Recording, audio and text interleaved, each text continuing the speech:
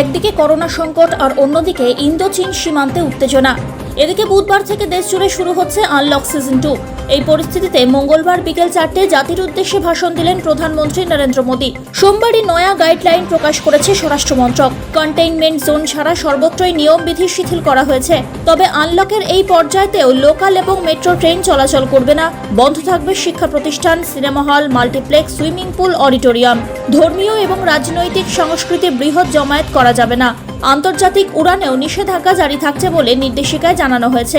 মঙ্গলবার প্রধানমন্ত্রী বলেন, করোনা পরিস্থিতিতে দেশবাসীকে আরও বেশি সতর্ক হওয়ার আর্জি জানালেন তিনি। পাশাপাশি দেশবাসীকে এগিয়ে যাওয়ার দাওয়াই দিলেন তিনি। বাড়ানো হলো প্রধানমন্ত্রী গরিব কল্যাণ অন্ন যোজনার মেয়াদ। এদিনের বক্তব্যের শুরুতেই প্রধানমন্ত্রী বলেন, করোনা বিরোধী লড়াইয়ে আনলক 2তে আমরা প্রবেশ করেছি। সেই সঙ্গেই শুরু হচ্ছে মৌসুম। একই সময় সর্দি কাশির প্রকোপ অত্যন্ত বেড়ে যায়। এই অবস্থায় দেশবাসীর কাছে তার অনুরোধ, নিজের খেয়াল রাখুন। বিশ্বের অন্যান্য দেশের তুলনায় ভারতে করোনা পরিস্থিতি অনেকটাই নিয়ন্ত্রণে রয়েছে বলে তিনি জানান।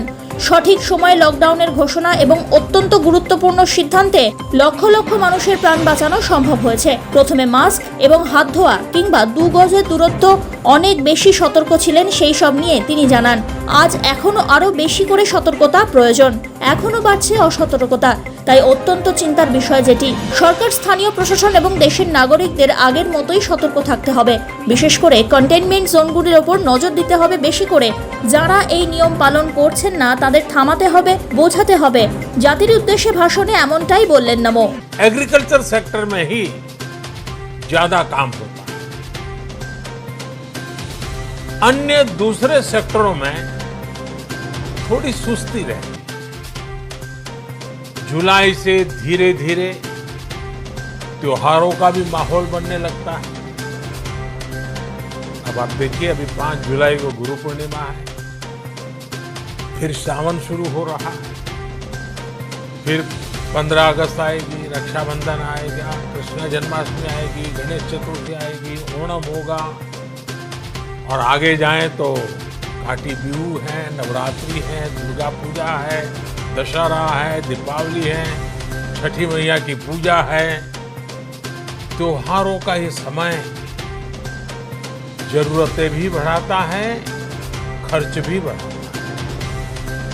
इन सभी बातों को ध्यान में रखते हुए ये फैसला लिया गया है कि प्रधानमंत्री गरीब कल्याण अन्न योजना का विस्तार अब दिवाली और छठ पूजा तक, यानी नवंबर महीने के आखिर तक कर दिया जाएगा। यानी 80 करोड़ लोगों को मुफ्त अनाज देने वाली ये योजना अब जुलाई, अगस्त, सितंबर, अक्टूबर, नवंबर में भी लागू रहेगी। सरकार द्वारा इन 5 महीनों के लिए 80 करोड़ से ज्यादा गरीब भाई बहनों को हर महीने परिवार के हर सदस्य को 5 किलो गेहूं या 5 किलो चावल मुफ्त मुहैया कराया जाएगा। और साथ ही प्रत्येक परिवार को हर महीने 1 किलो चना भी मुफ्त दिया जाएगा। साथियों, प्रधानमंत्री गरीब कल्याण अन्न योजना के इस विस्तार में 90,000 करोड़ रुपए से ज्यादा खर्च होंगे।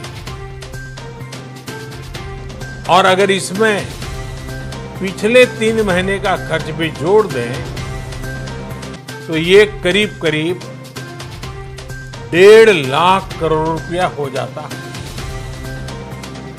अब पूरे भारत के लिए हमने एक सपना देखा है। कई राज्यों ने तो बहुत अच्छा काम भी किया है। बाकी राज्यों पर भी हम आग्रह कर रहे हैं कि इसको काम को आगे बढ़ाएं। और काम क्या है? अब पूरे भारत के लिए एक राशन कार्ड की व्यवस्था भी हो रही है, यानी एक राष्ट्र एक ration card, one nation one ration card. इसका सबसे बड़ा लाभ उन गरीब साथियों को मिलेगा जो रोजगार या दूसरी आवश्यकताओं के लिए अपना गांव छोड़ करके कहीं और जाते हैं, किसी और राज्य में जाते हैं। साथियों, आज गरीब को, जरूरतमंद को सरकार अगर मुफ्त अनाज दे पा रही है तो इसका श्रेय प्रमुख रूप से दो वर्गों को जाता है। पहला, हमारे देश के मेहनती किसान, हमारे अन्नदाता, और दूसरा हमारे देश के ईमानदार टैक्स पेयर। आपका परिश्रम, आपका समर्पण ही जिसकी वजह से देश ये मदद कर पा रहा है।